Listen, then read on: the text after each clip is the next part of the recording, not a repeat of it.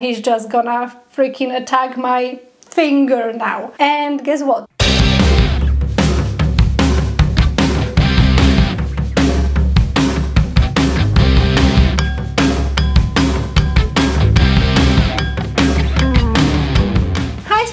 Welcome to Salticidae Magic. So today I want to give you some updates on my spiders and just talk to you a little bit about some things that made me really happy and excited this past couple of days, as well as some other things that made my heart race a bit too fast, I would say, but I will not get ahead of myself, we will get there. So anyway, let me begin with the fact that my smallest little teeny tiny Sling just molted. I believe she's now in... Hold on, she's in I6 now! Oh my god, when did that happen? Anyway, the thing is, she's so small that even like when I say she's in I6, it's crazy because she's so teeny tiny, but I'm going to show you some clips of her right now. So for those of you who do not know, this is my Phidippus regius Bahamas Sling. It's unsexed yet, so I don't know whether it's a male or a female spider. I'm gonna know in a couple of months probably, because it's still not very clear. But yeah, the last couple of days she was basically very inactive. She was just staying in her little hammock that she made. Yes, on the floor. Like she's very weird, okay? Actually, in the previous video, if you haven't watched it, I'm going to link it up and probably down in the description box, where I talked to you a little bit about the tarantula behavior in my other jumping spider. I briefly mentioned that I have another spider who behaves in a very weird way. Well, I was referring to my baby G, which is this little Bahamas Sling, because, you know, as I mentioned briefly again, jumping spiders normally tend to make their silk retreats, their hammocks, in the top part of the enclosure where they feel secure. Well, not my Bahamas Sling. She kind of gave it a go in the beginning. She tried to make a hammock at the top part of the enclosure, but since she is such a teeny tiny Sling and she still lives in a little vial, and obviously when I want to mist the vial a little bit, or when I want to feed her, I have to open it from the top. I had to accidentally, well, not accidentally, but like unwillingly ruin her hammock a little bit. Like, she always had to kind of like be fixing it and whatnot. And spiders normally do that. They just fix their hammocks. Okay, that's what they do. They're kind of used to that. Well, not G. She just decided one day, you know what, like, to hell with you, human, I'm just gonna make a hammock on the floor. And ever since, she just enjoys it. Well, so yeah, she just likes the floor time a bit too much. Anyway, with all that being said, the last couple of days she was just staying time in the little hammock, and I suspected she was gonna molt, but also I was a little bit hesitant about it, because she actually molted by the beginning of September, and we are now kind of like halfway through September. And my Phidippus regius Everglades Onyx, he never molted twice in 1 month. Like, he always had like at least a month in between his molts. Well, G, she's been eating, she's been a little fat, cute little patootie, and she molted twice in a month, and I'm not complaining. I love seeing her thrive, I love seeing her growing, and she actually is showing some different color pattern, obviously, than that she had prior to her molt. And yeah, so she molted like 2 days ago or so. She was still staying in the hammock, hardening the exoskeleton, and today she finally decided to come out. So I'm just so happy, I'm so excited for her, because also, if you didn't know, molting can be a little bit risky sometimes. There are some things that can go wrong, you know, during the molt, so it's always like a little bit of a stressful situation when the spider is molting, and you always have to like hope for the best and whatnot and try to assist it the best way possible. We are definitely gonna talk about that in the future a little bit more in depth. But yeah, she molted, she's beautiful, and she's healthy, she looks very, you know, she looks hungry, so I'm gonna feed her very soon. So I'm gonna show you more clips of her after her molt, so you can kind of enjoy her beauty and like just appreciate the beauty of this spider, because oh my god, she's just otherworldly beautiful, and I just love her so much. Side note, I keep referring to her as her, even though I do not know whether she's actually a her.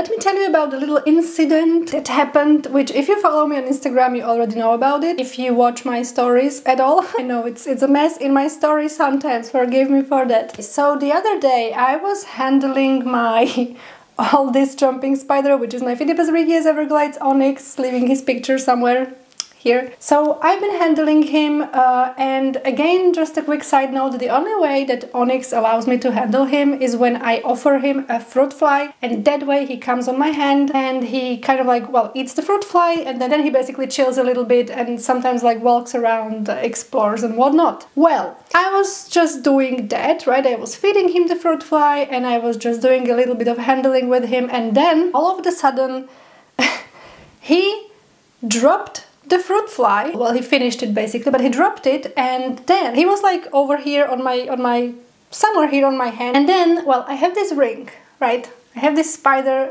ring. Is it focusing? Yeah.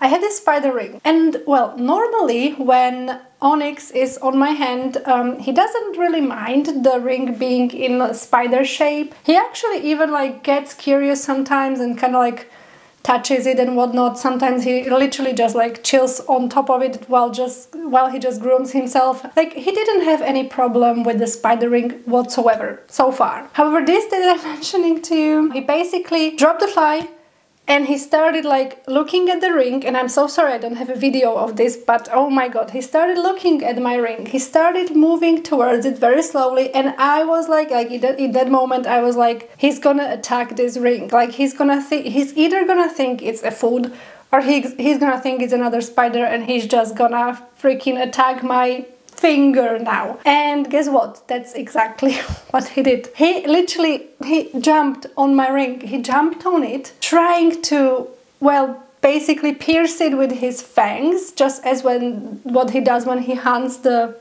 fruit flies basically. And when he failed, because obviously it's a metal ring, he tried it again, and it was so vicious. Like, I swear to you, I was like, I had my hand like this, I was just looking at him. I did not know what the hell to do. I was just thinking to myself, well, he's just gonna bite me now. It's happening. He's just gonna bite me. I literally said like a week ago in the video on YouTube that I have never been bitten by a jumping spider, and now I probably am gonna be. And fun little thing, I even mentioned that onyx is very lunatic. Like, he can be completely chill at some point, and then the next minute he's just crazy. Well, thanks to, I don't know what, he did not bite me, but like it was so vicious. It was such a vicious attack. Like, his entire little body was like in the air while he was trying to pierce my ring. Oh my god. Anyway, again, I'm sorry, I don't have that on the video. I did obviously not expect that to happen. And okay, as I already kind of like suggested, honestly I think it was because of one of the two reasons. He either thought by mistake that the ring was a food because he was still in the feeding kind of mood process or something like that, so he just wanted to continue eating something else. That's one thing. Or the other option is probably that he maybe thought that that was another spider, aka another threat or something, and he wanted to eliminate it. I don't know. But I think it was one or the other. I don't really think he wanted to attack me or anything like that, hopefully. But yeah, these things can happen, and you need to be ready for them, and you need to know how to react. Because I was literally just like, what do I do? So what did I do eventually? In case you're wondering, I basically just put my hand closer to the enclosure, and I was trying to make him go like in the enclosure, which confused him a little bit. He was like, what are you doing, human? What do you want me to do? And of course he did not go into the enclosure right away, but I just had the patience that you have to do with spiders, and eventually he jumped into the enclosure and he just let go of my ring. This is how I kind of solved the situation, and I know it's not a big deal, but if I tell you that in that moment I almost got a freaking heart attack, you should believe me. I love when he does that. He's like tilting his little head, being like, what? Oh, hi. Being like, what are you doing, human? Anyways, yeah, feeding time!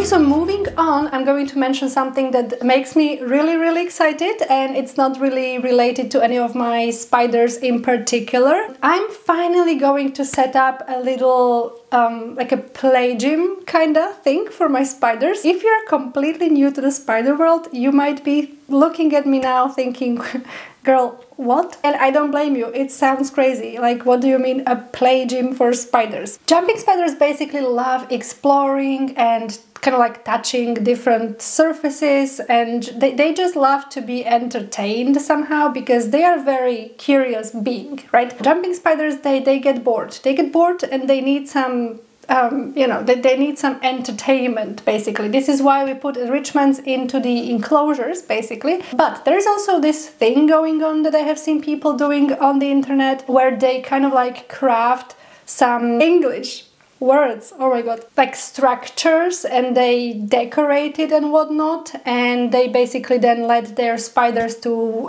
climb onto it, walk all over it, jump on it, and you know, you get the picture, I think. Now, I got these pieces of wood, which they are actually supposed to be like a display stand situation. They come with these things, but basically this is obviously not meant to be like for the spider, but it's just pure wood.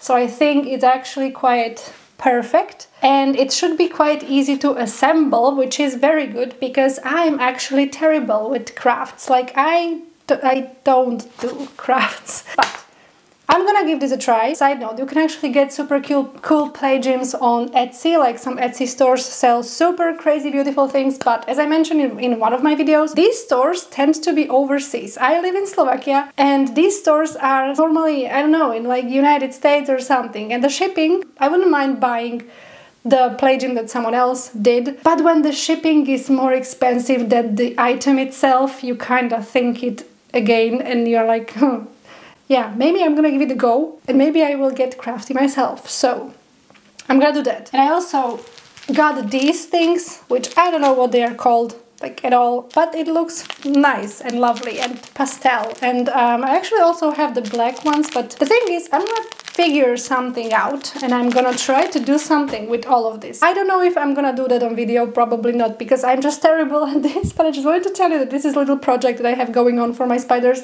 and I'm really excited about this because I really want my spiders to be enjoying the world as much as possible, you know, not just my hand. It stresses them out. So, spider play gym.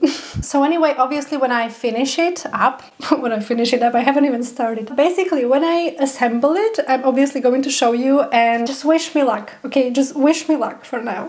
And the last thing I want to mention in this video is something that also makes me like super happy, because I've been struggling so much with this particular thing, and that is that I finally managed to breed fruit flies. And oh my god, like if I tell you how much I struggled with this, and it's supposed to be easy actually, and maybe if you keep fruit flies, you might be now looking at me again being like why do you have problem with it? I don't know, I couldn't keep them alive and I couldn't make them to actually reproduce. So anyway, it was a struggle. Now, just a quick side note again, I normally tend to buy fruit flies as feeders for my spiders from this one company that also sells spiders and enclosures and feeders and anything spider world related, basically. And I really love that store. It's a local one here in Slovakia. But the reason why I wanted to try and breed them myself is because, once again, because of the shipping cost. Sometimes the shipping is more expensive than the cup of fruit flies itself. So, you know, when you like think about it, it's like I can just somehow, well, buy the fruit flies and then learn how to maintain them myself. Now that's a little bit of more effort. You don't really have to go through it, because if you choose to keep spiders and you have an opportunity to get your feeders somewhere like locally, you don't really have to worry about it, you know what I mean? But I really wanted to learn how to do that, and I was like trying and I was failing and I just managed to do that. My fruit flies just had babies and they are hatching now, and I just cannot believe it. I'm just so happy. In case you're going through something like that, like you have a project regarding your spiders and you you're like failing at it badly, just keep going, okay? Just keep trying, because you are gonna get it right at some point. Okay, and my battery is actually dying, so I'm just quickly going to say that that would be actually it from me for this video. I hope you enjoyed it. Please like this video if you liked it and subscribe if you are not. Also remember, I have an Instagram where I post daily spider content. It's Salticidae.magic with K in the end, so you can go and follow me there. Yeah, stay punk, stay kind, and I'm going to see you next time. Bye, jumping spiders!